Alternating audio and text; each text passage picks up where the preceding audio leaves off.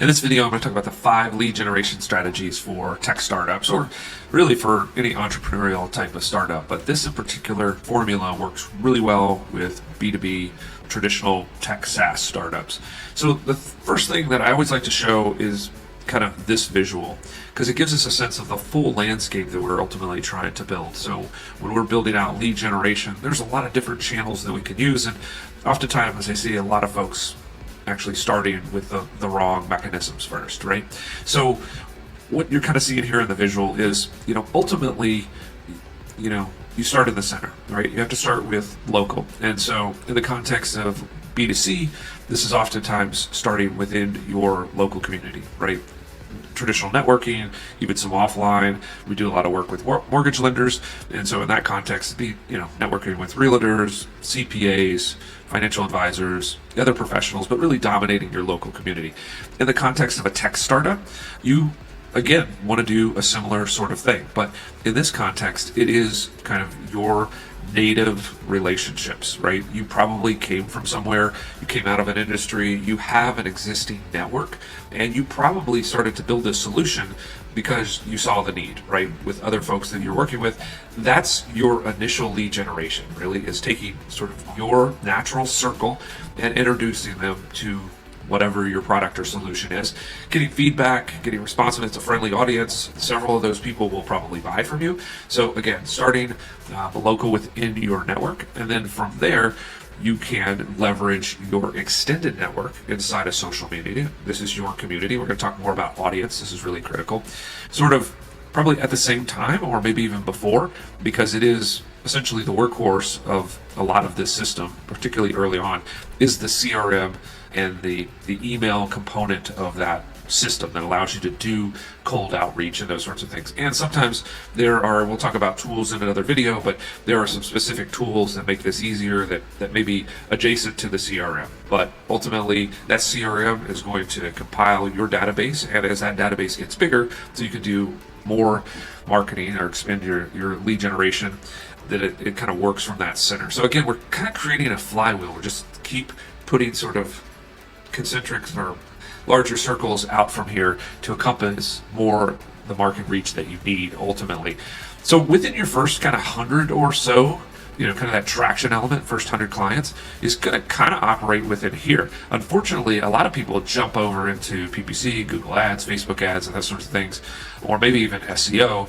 And both of these are a lot bigger investment, right? And in the case of SEO, it's a bigger investment, and it also takes more time. PPC, larger investment, and you're probably going to spend a lot of time sort of not converting as many as you should, because you probably haven't honed in on your ICP. The solution's probably not mature enough to really appeal to those people that are really high intent, but they already know what they need, right? They've got a specific solution in mind. They're just looking for providers of that. So these two starting points can be very costly.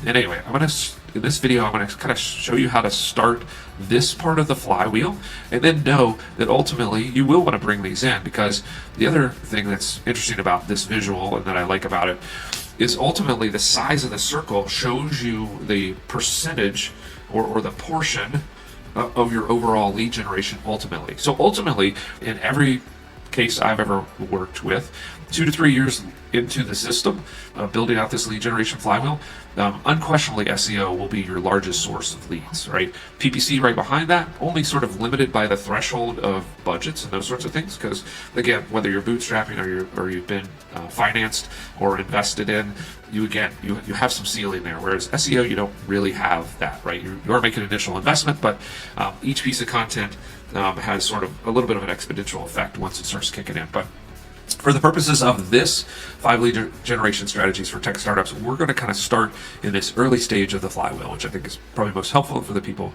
watching these videos.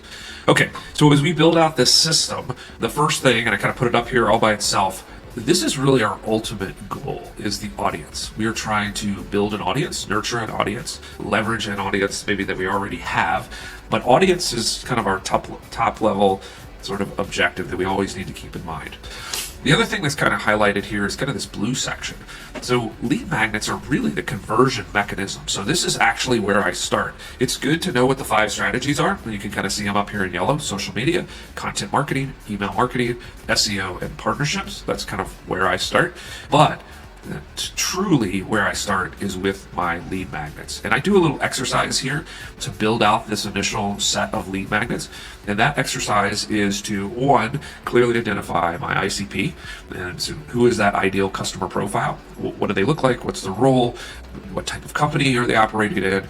And then I take that very specific role, and you can do this with ChatGPT if you're not kind of totally versed in the industry that you're going after or the roles that you're going after. It's a really good augmentation. And again, in another video, I'll show you how specifically to kind of run this exercise.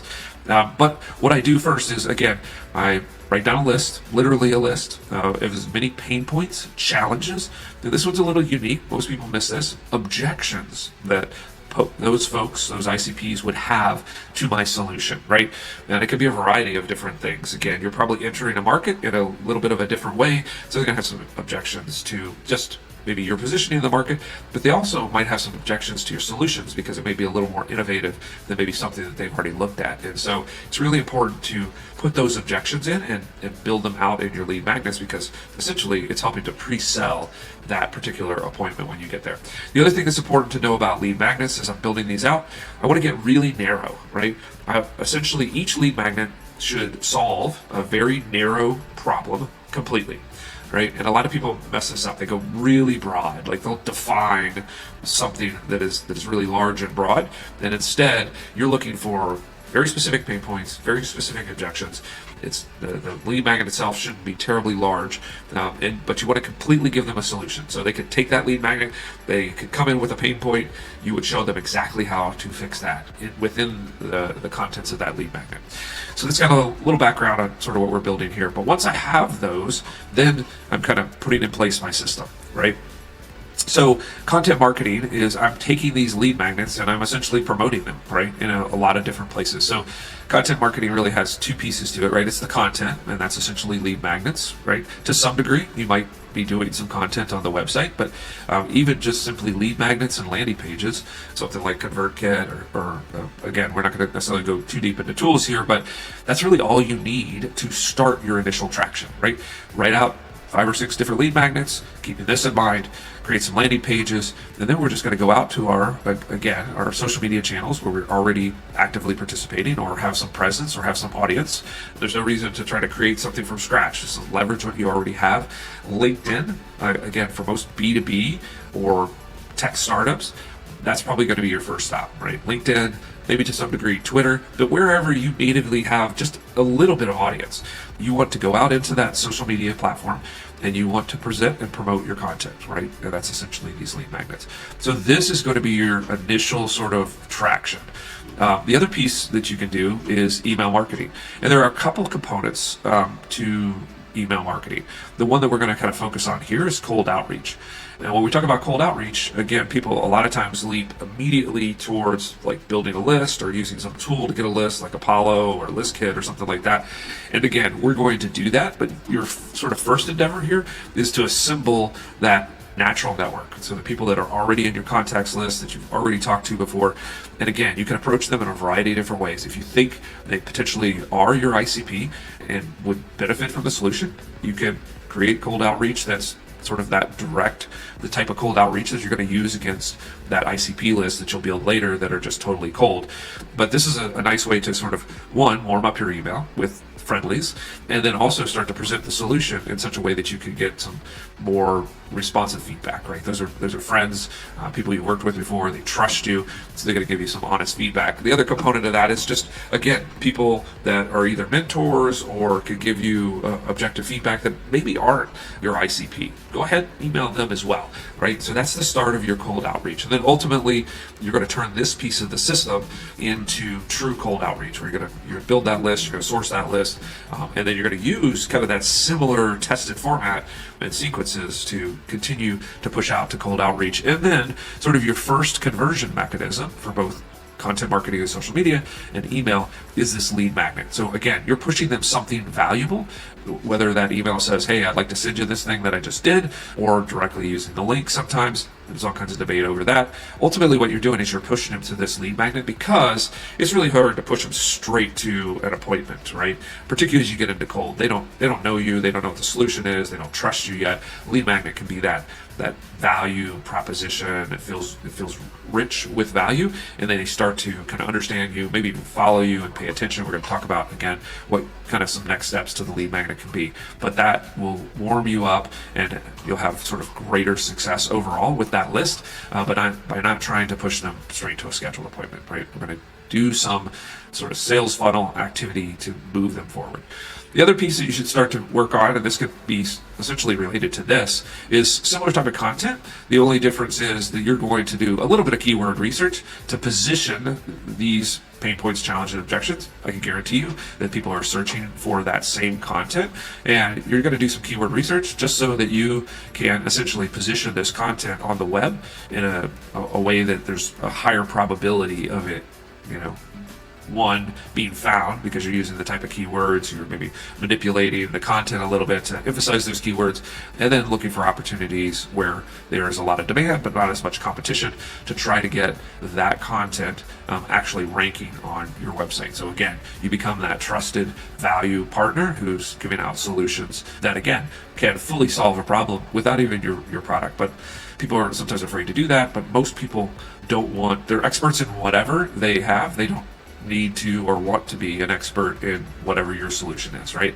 That's just a component of their business. It's probably super important, hopefully, but it's not the core of their expertise. So a lot of times they're willing to hand that off to you, but they do want to fully understand what you're going to do for them and have a high level of confidence that you'll be able to provide that. So this is really that confidence builder. You want them to be absolutely certain that, one, you have the solution they need, and two, you can actually deliver it.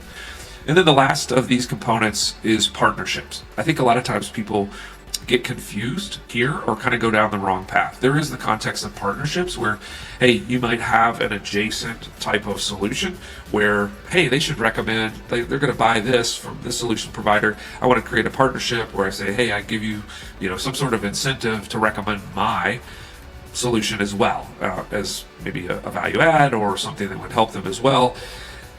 I think this is misplaced, because it's hard enough for a salesperson to sell their own product to expect that another company is going to sell your product, even if you give them some sort of juicy referral bonus or whatever.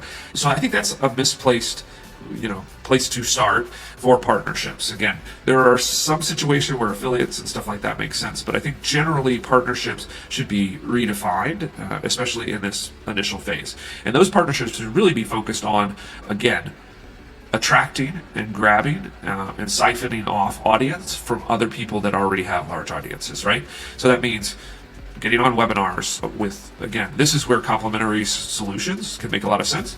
Partner up with them, help them get some content that they can add to their webinar series, and then you will be able to siphon off a little bit of that audience each time you do one of those webinars. Podcasts, very similar situation. Look for podcasts, the largest audience podcasts you can get on over time. As you build these up and you do a good job at it, more and more people will want you on there, and you'll get on podcasts with bigger audiences. And then of course events. This can be conferences and those sorts of things. So you're looking for places that already have audiences so that you can get a little piece of that pulled into your ultimate audience. So where are these folks going? Again, you want these to be pointed at your lead magnets again. So when they say on a podcast, like, where can they find you? You want to have a clear answer that immediately sort of links them to several of these things. A lot of times that's your website in a particular place, but make it obvious, like wherever you tell them to go, that when they hit that place, maybe it's your website, they have a lot of content that they can binge on, right? Or if you tell, hey, find me on YouTube or find me on Twitter or whatever, you want to have a lot of content there, because usually that new audience, what they'll do is they'll come to wherever you've directed them and they'll want to binge. They won't want just to read one tweet or see one LinkedIn post or download one lead magnet. They, in quick order, will want to binge, and you will want to facilitate that binging, right? So even in lead magnets, when you sign them up for a lead magnet, as soon as you get to that thank you page, you want to show them 3 or 4 other things, because a lot of times they'll go and grab those extra pieces of content, and you're just reinforcing that trust that you're building and that confidence in that solution itself. And so that's again, a part of what you're trying to do there, right? So don't forget, once you do, download this lead magnet, give them some more to look at, right? Because the more that you can do that, getting close to that 7 or so impressions that it takes for them to have enough trust to schedule that appointment, that's what you're trying to achieve. The other thing here is not only allowing them to binge, the other place that you can kind of facilitate binging is you could recommend a newsletter, which you should have, because this is, again, lead nurturing, but it's also a place where they can sit on that newsletter, they can binge until they get to a point where they're that they're confident that, again, you have that solution that they need, and that they trust you. The other place is community. This is becoming, at least in my field of view, seems to be more and more popular. There's better and better platforms here to get all of those people who are thinking about you into a community. Does two things. One, you can kind of showcase your value proposition, your knowledge, your expertise. If you're the host of the community, you have this halo effect. So you're just kind of like, everybody in that community becomes appreciative of how much value you're adding, and again, if you're doing it well, and then ultimately you get this halo effect, like you're going to be the person, and people, if they schedule an appointment, will actually be appreciative of the fact that you're taking some time with them. So that's a really powerful piece of that community. The other thing that's really nice about that community is you get to see what the community needs. That community will become active without you. They'll be talking back and forth to each other, and you become just this kind of third-party observer. You get to see what your ICP is trying to figure out, right? You see them asking questions, you see them collaborating, you see other talent in there, people that are, as smart or smarter than you, that could be potentially talent inside of your business. So communities are really powerful on a lot of different fronts. So this overall, again, was sort of a simple conversation about the 5 lead generation strategies for tech startups. Well, I think we went a lot deeper than that, and there's a lot of value. But ultimately, what you're trying to do with these 5 strategies is create an audience development system that ultimately creates a massive pool of ICPs from which you can pull that first 100 and even more clients to get that initial traction that you need. And again, you can see in the context of this, we're not spending a lot of ad dollars on PPC. We're working with communities, we're working with audiences that we already have, and we're building these out with a little bit of sweat equity and ultimately giving you an audience. And again, this is a good place to start because you may not completely have figured out your solution. But you can easily start building that ICP and that audience. And a lot of these activities, particularly this community, is going to give you that feedback loop to get to product to market fit even faster because you have this resource. So hope you enjoyed that. We'll see you on the next video. If you want a copy of sort of the complete write-up of this, and there's some a little bit more information in here. It's basically a Notion page with all of this. Take a look for the description the link in the description, and you can get a copy of these charts and also a little bit more of a written out tutorial on how to use these strategies. Again, hope to see you on the next video.